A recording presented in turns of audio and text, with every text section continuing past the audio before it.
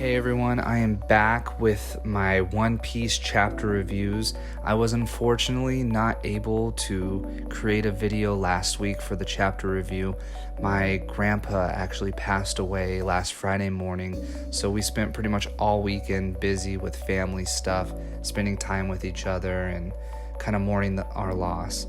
So I wasn't able to put out my video right away. And I just figured I'd just put it on pause this week and I'll start again next week. So this week I will have my chapter review out, obviously, and then hopefully I can get some more videos out this coming week and the weeks after that as well. I have a lot of plans, a lot of ideas, so I'm excited to get into it. But as for today, I will be discussing the new chapter of One Piece, chapter 994. We have 6 more chapters until we get to 1,000. I am so excited to get to that point. I really do think Oda is going to go big on that, and I can't wait to see what he has in store. Today's chapter is called Also Known as Yamato, and on the cover we have the finale of the cover story of Gangbeij's Oh My Family.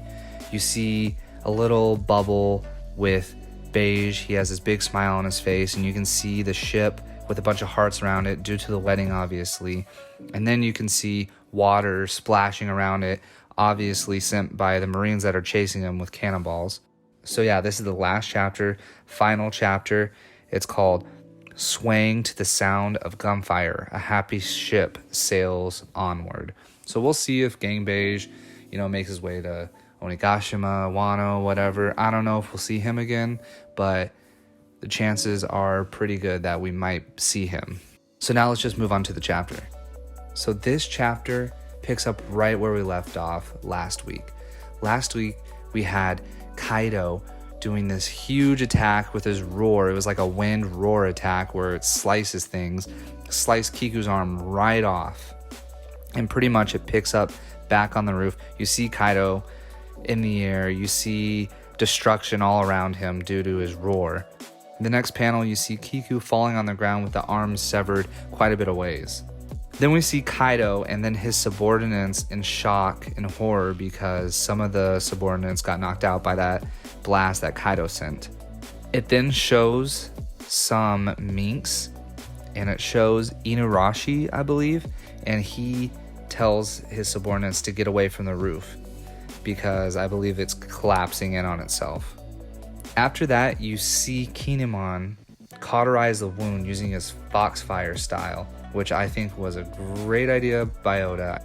I think it was a good little thing to put in there. It's not crazy awesome, it's not that special, but it's a good idea and very creative for Oda to put in. Kinemon asks Kiku if she can stand up, and she says of course. Then you see Kaido laughing, saying that's how it should be, that unwavering resolve. And then it has this amazing panel of all the samurai, all the 9 red scabbers, and Kaido saying, I like you, samurai, as did Roger and Whitebeard. Kaido then says, you put up a good fight. It is not with the advancement of times, but rather in death that humans truly attain perfection. And as he says that, he transfers from his dragon form into his human form. And I really like that line because it shows Kaido and his thoughts and his resolve. He wants to die. He wants to have that ending like Roger, like Whitebeard, those big deaths that fulfill a man and who they are, and just like Odin as well. Kaido then says, let's end this. And then Kinemon says, don't flatter yourself, Kaido. Being killed by you would bring us no honor. The next part of this chapter is something that I think I'm a little frustrated with. I think the past 10 chapters or so at Onigashima has kind of just been a build-up, and it just hasn't really reached anywhere yet, and it just kind of build-up for build-up's sake right now, and I'm just ready for something more to happen. It doesn't have to be that serious. It could be, a glimpse of a final match between, one of the lesser Straw Hats who aren't as important, or something like that where we get a bigger payoff from it that we actually do care about, because all of this is just build up and we really do not care that much about all this stuff that's happening. And I'll tell you why as the time comes. So in the next part, it shows a little panel saying inside the castle, first floor. It shows where Luffy, Jinbei, and Sanji are. It's kind of actually a funny scene because some people call out saying, hey, it's Straw Hat Luffy and Jinbei. Watch out, they're very strong. And the funny part about that is Sanji's right there with him, and he gets all upset and says, why didn't you mention Blackleg? We all know that he has a very fragile ego, and he always wants to be looked at and not underestimated. It then shows us these two smile users that are kind of ridiculous. The first one is a man who's out of his backside has a giraffe with him kind of flying in the air because his neck is holding his body up. It's really bizarre, really weird. I can't even describe it that well. And then the next one is even weirder. It has a chicken coming out of the guy's backside, but the guy's face is right where the chicken's butt is, which looks really weird. I feel like this was so random. These guys were not important. This is what I'm talking about. These guys get taken out really easily, obviously, by Sanji and I believe Jinbei, but they're just not needed. I think these little moments don't need to happen. It's just kind of filling up panels just for the sake of filling them up and wasting time just for the sake of wasting time to get to this ultimate part that Oda obviously wants to get to, but I think he should insert more important stuff rather than just throw it away with little things like this. Next, we're at the live floor where everyone's going crazy. Samurai are turning into those ice onis that Queen shot the bullets at, and we found out last week that there are all these ice onis and they're just going to turn one person into an oni and then another is like they're zombies, and it's a huge outbreak and spread, and it doesn't matter who you are, enemy or ally, you are going to get turned into an oni. So a lot of these people aren't happy about that. The samurai for Kaido and Orochi are upset about it. Kaido's men aren't happy about it. Everyone's upset because they're all getting turned into onis. You really see how menacing Queen is because all he can do is laugh and tell the pleasures that all they can do is laugh. So you guys need to laugh because that's all you can do. Make yourselves useful, which is really harsh because they are begging for their lives and they don't want to be turned into onis and die. We then see one of the bosses of the samurai, Boss Omasa, and he said rather than being infected and hurting his comrades, he'd rather kill himself. But Hyogoro says, you need to stop doing that because we could probably find a way out of this. Don't be so quick to kill yourself. I will kill you if and when the time is needed. It shows us some more panels of different pirates, of the beast pirates turning into onis, just all these different people turning into onis. It shows Chopper, Brook, and Robin holding off the onis, trying not to get attacked by them. Chopper realizes that there probably is a cure and he needs to figure out where that cure is so he can start creating more of it so he can turn everyone who is an oni and cure them of that.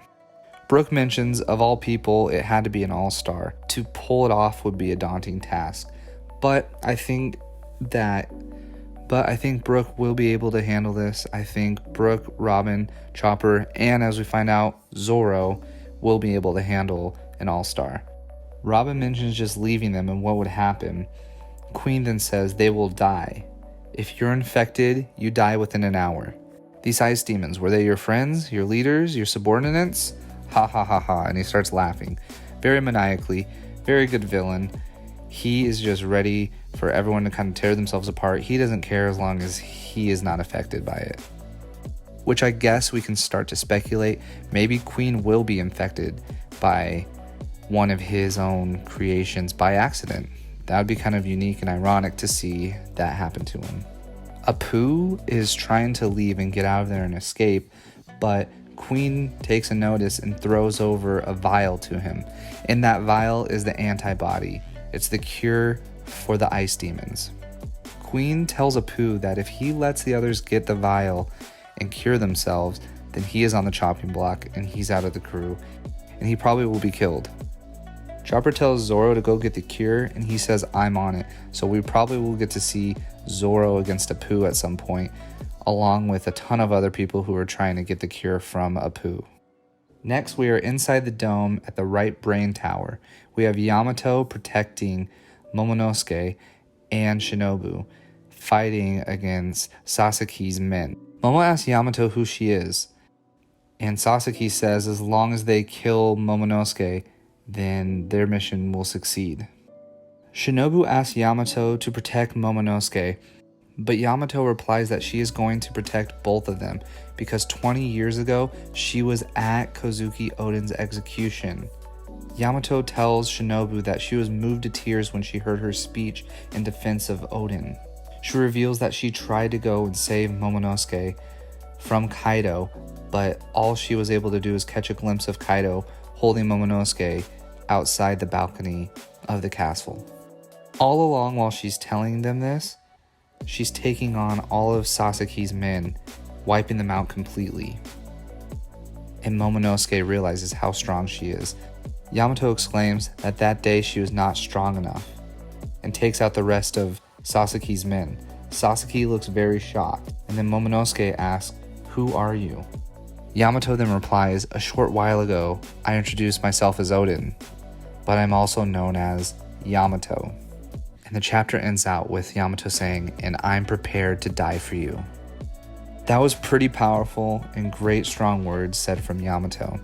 Although this chapter didn't have too much punch behind it, I really love seeing Yamato face off against these really strong opponents and obliterate them. And I think she will obliterate a lot more opponents in the future. And I'm actually really excited to see what her storyline is going to be.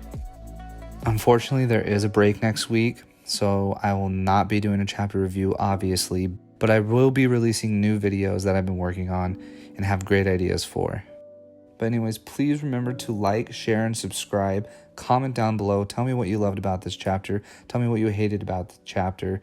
Is it going okay? Is Wano good for you? How do you feel about Wano? Let me know down below. Remember to always be kind to others. See ya.